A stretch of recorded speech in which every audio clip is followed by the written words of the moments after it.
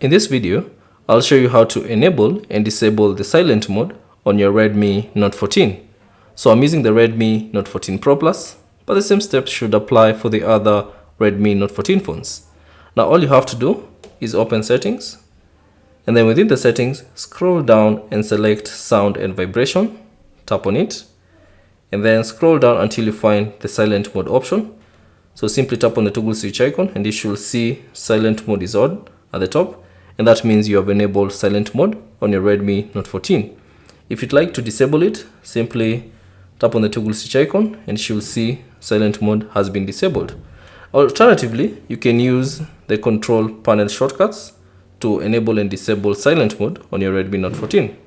So all you have to do is simply swipe down from the top right corner and then scroll down until you find this option.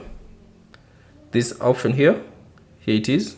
So if you like to enable silent mode, simply tap on it and then you should see this prompt, silent mode is on.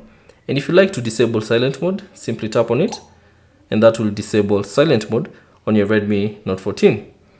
Thanks for watching. If you have any questions, leave them down in the comment section below. And if you found this video useful, consider leaving a like and subscribe to the channel.